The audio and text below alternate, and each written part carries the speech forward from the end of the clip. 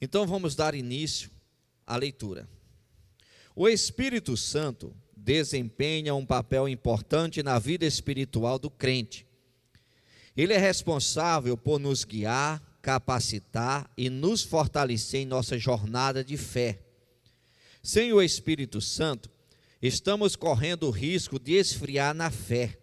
Sem o Espírito Santo, estamos correndo o risco de ser enganados pelo esfriamento espiritual. Aliás, a própria Bíblia fala sobre esse mal que consegue enganar alguns. Vejamos 1 Timóteo capítulo 4, versículo 1, está escrito: mas o Espírito expressamente diz que em tempos posteriores alguns apostatarão da fé, dando ouvidos a espíritos enganadores e a doutrinas de demônios. Aqui quando fala, mas o Espírito expressamente, aqui está se referindo ao Espírito Santo. O Espírito Santo, ele mostra que pessoas irão apostatar da fé. O que é apostatar da fé? Renunciar à fé. Então a apostasia, que é a renúncia de fé, ela tem entrado e destruído pessoas. É por isso que é importante, irmãos, toda pessoa quando aceitar Cristo como Salvador, antes de colocar alguma responsabilidade nas mãos daquela pessoa, aquela pessoa primeiramente ela tem que ser provada, ela tem que ser lapidada, ela tem que ser preparada, senão, lá na frente, quando ela se deparar com uma batalha, ela vai virar as costas para Jesus. Ela não vai ter estrutura para a realidade de seguir a Cristo. Eu tenho observado, cada dia que passa você encontra aí no meio gospel, né? Pessoas que são formadores de opiniões, pessoas que arrastam multidões de 20 anos para baixo. Ou seja, a pessoa não tem nem 20 anos de idade e já arrasta multidões. Isso é um perigo. Mas por que, pastor, isso é um perigo? Porque uma pessoa que fazem por onde, com menos de 20 anos de idade, ela arraste multidões, isso não significa unção. Significa um trabalho de marketing, uma divulgação de marketing, feita por pessoas experientes. Então essas pessoas que arrastam multidões e que não passaram pelo fogo, não houve uma lapidação, não houve uma preparação. Quando essas pessoas lá na frente, elas achar que seguir a Cristo não é mais interessante, não é mais agradável, porque chega aquela fase dos hormônios, chega aquela fase de querer descobrir o mundo, chega aquela fase de querer amizades diferentes, ela simplesmente faz o quê? Ah não, seguir Cristo é careta. E facilmente ela muda de lado. E o que acontece? Ela tem milhares de seguidores jovens. Então é uma maldade muito grande. É isso que tem acontecido no meio gospel. É uma maldade muito grande com o próprio evangelho. Qualquer pessoa, antes de ser promovida a algo, ela primeiramente tem que ser provada, ela tem que ser preparada. Se ela não for provada, se ela não for preparada, será para a própria destruição dela e de milhares de pessoas. Quando a Bíblia fala que há uma renúncia de fé, essa renúncia de fé pode alcançar qualquer pessoa que não vigiar, qualquer ser humano que não vigiar. A pessoa tem que entender, o seguidor de Cristo tem que entender, que as coisas de Deus é muita responsabilidade. E que em determinados momentos, a pessoa vai ter que ter estrutura para não negar esse Cristo. Aí você encontra hoje aí muita gente nas mídias, né? Que um dia antes, fazendo show, influenciando ali milhares de pessoas, falando de Jesus, e no outro dia você vê a pessoa com a mente totalmente pervertida, totalmente contaminada pelas ideologias de Satanás, e essas mesmas pessoas que antes estavam falando de Cristo, agora estão falando que Cristo é careta. Estavam se sentindo presas no Evangelho, e agora estão se sentindo livres. E quantas mil pessoas não seguem essas pessoas? Então a pessoa tem que entender que diante da renúncia, é a palavra de Deus se cumprindo. Quando você vê qualquer pessoa renunciando, qualquer pessoa escandalizando, isso faz parte do processo. Sabe o que eu acho interessante do cristianismo, da Bíblia Sagrada? Se você observar os ensinamentos de Cristo, para aqueles que seguem a Ele, Ele vai falando que lá vai estreitando, as coisas vão apertando lá na frente. Não é melhorando, não, é apertando, vai estreitando. Se você ler Mateus capítulo 24, você vai ver que o negócio vai estreitando. O negócio vai ficando bem apertado. Não é à toa que o caminho é apertado. Não é à toa que a porta é estreita. Ou seja, tem que ser valente. Se seguir Cristo por empolgação, se seguir Cristo por título, se seguir Cristo por aplausos, até um determinado momento vai ter tudo isso daí, mas depois de um tempo não vai ter mais. Aí o cara faz o quê? Eu não quero mais esse Deus. Aí renuncia. Continuando. Vamos ler aqui mais uma vez. Mas o Espírito expressamente diz que em tempos posteriores alguns apostatarão da fé, dando ouvidos a espíritos enganadores e a doutrinas de demônios. A advertência bíblica nos lembra que o mal está presente no mundo e busca desviar pessoas da verdade. Para combater esse mal, é necessário que estejamos cientes de sua existência, busquemos o conhecimento das Escrituras e vigiemos constantemente. Dessa forma, estaremos preparados para resistir aos espíritos enganadores e valorizar a verdade que está em Deus. Temos que ter cuidado com o comodismo espiritual. Apocalipse capítulo 3, versículo 15 e 16 está escrito: conheço as suas obras, sei que você não é frio nem quente. Melhor seria que fosse frio ou quente. Assim, porque você é morno, nem frio nem quente, estou a ponto de vomitá-lo da minha boca. Na Bíblia, a expressão morno é mencionada de uma forma negativa, servindo como exemplo de renúncia na fé.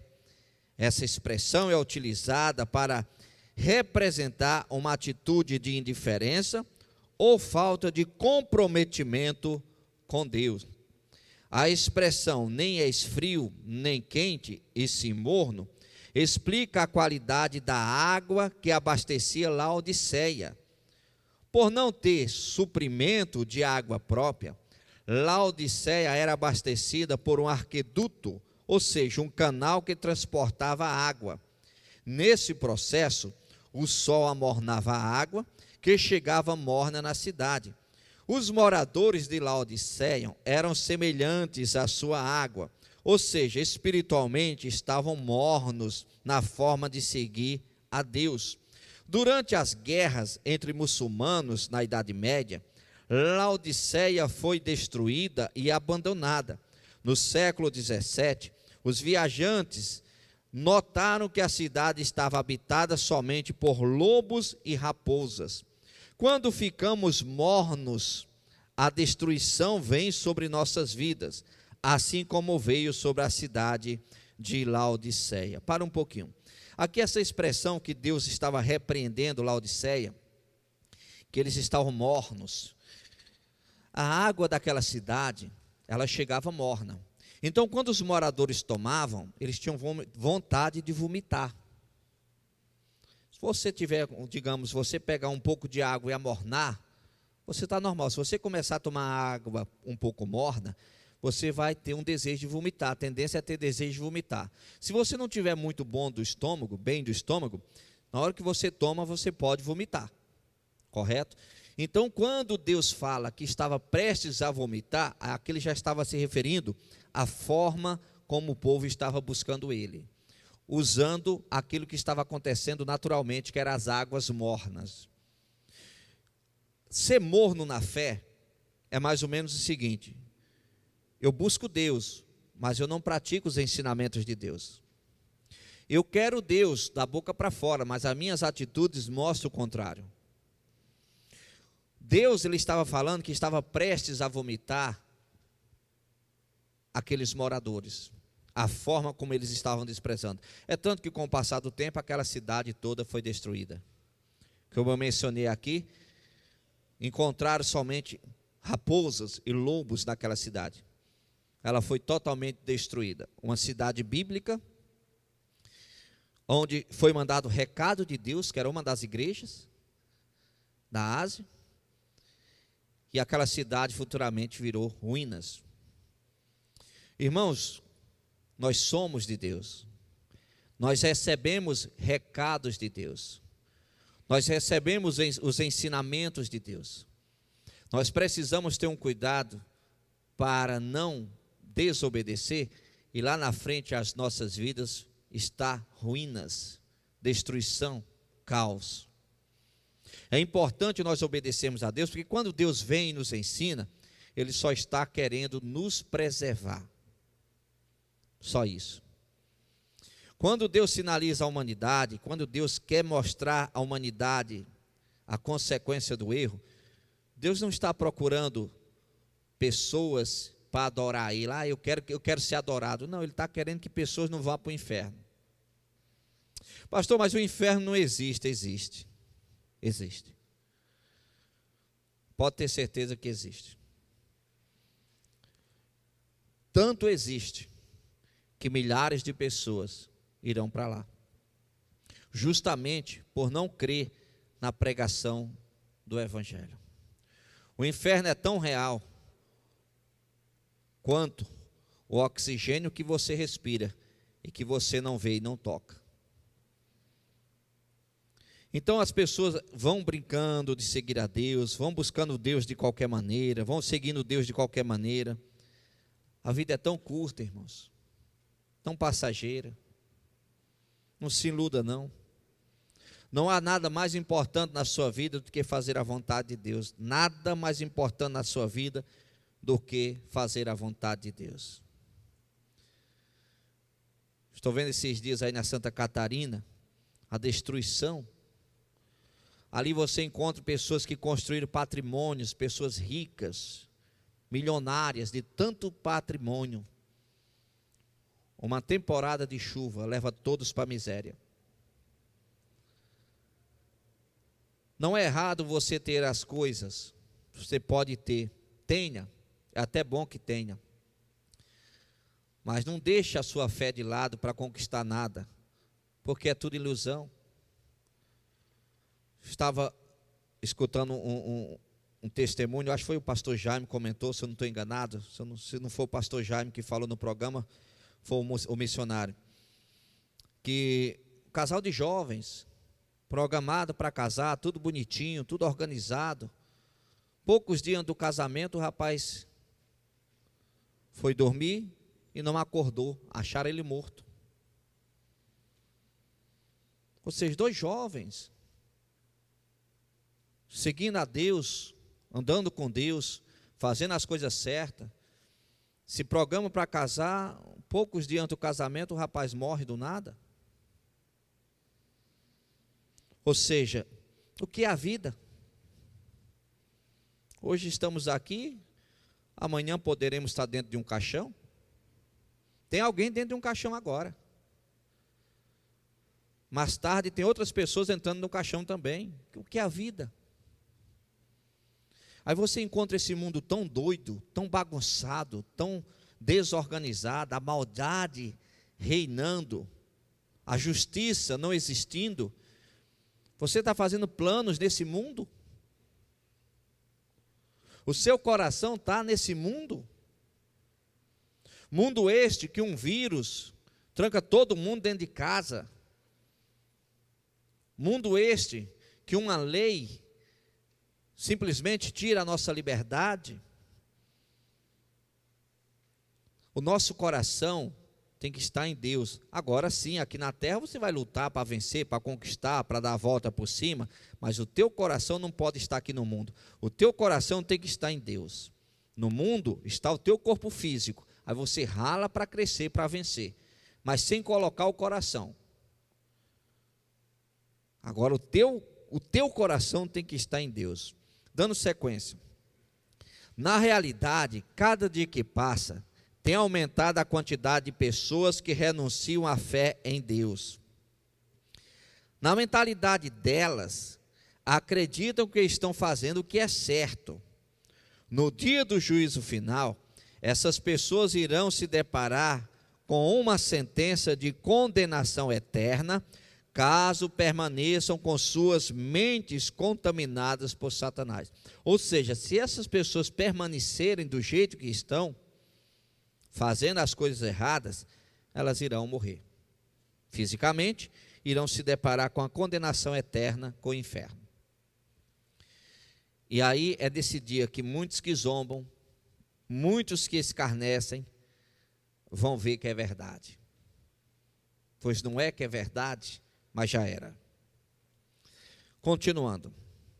A Covid-19 serviu para mostrar que uma grande parte dos crentes nunca quiseram Deus, pois usaram o motivo do distanciamento para não congregarem mais. Quando eu falo isso, não estou me referindo às pessoas do grupo de risco que realmente precisam de mais cuidados. Um exemplo, veio a pandemia, as pessoas se isolaram, ok. Chegou o momento que foi liberado para as pessoas saírem de suas casas para voltarem aos poucos para a sua vida normal. Uma grande parte das pessoas voltaram para o trabalho, voltaram para o trânsito, voltaram para os ônibus lotado, mas não voltaram para as igrejas. Se você observar, você encontra essas pessoas em um patamar de frieza espiritual. Então essas pessoas, elas estavam nas igrejas, mas elas não estavam com Deus. Aí quando surge uma situação de não ir mais para a igreja, não vai. Porque o congregar, irmãos, é mais ou menos, para você entender melhor, é mais ou menos como fazer academia. Como assim? Você que tem disciplina na academia, você vai segunda, você vai terça, você vai quarta, você vai quinta, você vai sexta, você tem aquela disciplina, correto? Na próxima semana você está lá de novo, na outra semana de novo, daqui a 3 meses você continua firme, daqui a 1 ano você continua firme. Quem não tem um hábito de ir para a academia, funciona sabe o quê? Eu vou segunda, eu vou terça, eu vou quarta, eu vou quinta, eu vou sexta, na outra semana eu vou segunda, eu vou terça, aconteceu um problema na quarta, já não vou na quarta, nem na quinta, nem na sexta. Aí quando é na outra semana eu já fico desmotivado para ir na segunda, na terça, na quarta, na quinta e na sexta. Pensa que não, fico 3 meses sem ir na academia. É assim que funciona a academia, correto? Experiência própria. Então como é que funciona? Espiritualmente falando, as igrejas é do mesmo jeito. A pessoa está lá, está buscando, está indo. Quando pensa que não, a pessoa, não vou hoje. Aconteceu esse problema, já não vou amanhã. Aconteceu isso daqui, também não vou. Agora isso daqui, não, também não vou. Pensa que não, cadê o crente? Está com 3 meses sem ir na igreja. Mas por quê? Porque o coração não está na igreja. Assim como aquela pessoa, o coração não está na academia, não quer fazer exercício. Porque quem quer fazer exercício, mete a cara e faz. Quem não quer fazer exercício, inventa desculpa. Correto? Assim é a igreja. Então, quando a Covid chegou, ela só serviu para mostrar o que tinha no coração das pessoas. Nada mais do que isso. Mais uma vez, eu não estou me referindo a grupo de riscos. Pessoas que precisam de um cuidado maior, de uma atenção maior. Não é isso não. Continuando. A orientação de Deus para tempos difíceis é, Hebreus capítulo 10, versículo 25. Não deixando a nossa congregação, como é o costume de alguns, antes admoestando-nos uns aos outros, e tanto mais quanto vedes que se vai aproximando aquele dia. Esse versículo fala sobre a importância de não abandonar a congregação, ou seja, a igreja, como alguns têm o costume de fazer. Em vez disso, devemos nos estimular mutuamente e nos encorajar a permanecer firmes na fé. O versículo também menciona a proximidade da volta de Jesus e a necessidade de estarmos prontos para esse dia. Então, qual é a orientação bíblica? Não é sair, deixar de congregar. A orientação bíblica é congregar e motivar as pessoas a congregar. Então, quando você vê lá um Covid-19, um vírus, colocando todo mundo longe das igrejas, e eu não estou me referindo no período que tinha que ficar em isolamento, não é isso não, estou me referindo depois, e nunca mais as igrejas voltaram à normalidade de povo. Ministério nenhum voltou à normalidade de povo. Ou seja, as orientações bíblicas, você vê tudo acontecendo. Por que é que manda congregar e não deixar de congregar e motivar a congregar? Porque já está falando que a humanidade tem essa tendência de não congregar, de não ir para a igreja, de desistir facilmente. Está firme. Tem gente que a motivação dele é a vigília da virada. É o 1º de janeiro de cada ano. Agora eu vou pegar firme. 2024 será diferente. Aí pega firme. Igual a academia, quando eu falei. Aí primeiro obstáculo que enfrenta no mês de janeiro, aí já deixa de congregar. Quantas pessoas não põem a sua empolgação de crescimento, de mudança de vida, de luta, no início do ano? Quantas pessoas? Milhares. Agora sim, 1º de janeiro vai ser diferente. Esse ano 2024 vai ser diferente. Mas falou isso sobre 2023. Não, 2024 eu vou crescer na fé. Mas falou isso sobre 2023, sobre 2022, sobre 2021, sobre 2020. Temos que despertar, irmãos, para entender que o que está em jogo é a nossa salvação. O que está em jogo é a nossa comunhão com Deus. E que seguir esse Deus requer muita renúncia. Continuando. Sem o Espírito Santo, nossa fé se torna como uma chama que vai se apagando aos poucos. Ele é como fogo que se aquece e ilumina nossa alma, nos dando vigor e amor por Deus e pelo seu reino. É Ele quem nos conduz, nos ensina e nos capacita a viver uma vida cheia de prosperidade e santidade. Sem Ele, nos tornamos mornos, indiferentes e desanimados. Próximo domingo, continuação. Eu não sei o que o Espírito Santo falou no seu coração, o que ele colocou, coloca em prática. Feche os olhos, por favor. Coloca a mão no coração. Vamos falar com Deus. Pai, obrigado, meu Senhor, por esta mensagem que o Senhor nos trouxe, pelo ensinamento do Senhor. Alcança cada pessoa, derrama da tua graça e da tua unção, que o Senhor Espírito Santo possa capacitar cada pessoa. É o que eu te peço, em nome de Jesus Cristo, para a tua glória. Amém. E você que crê, aplauda o Senhor Jesus Cristo bem forte, que Ele merece.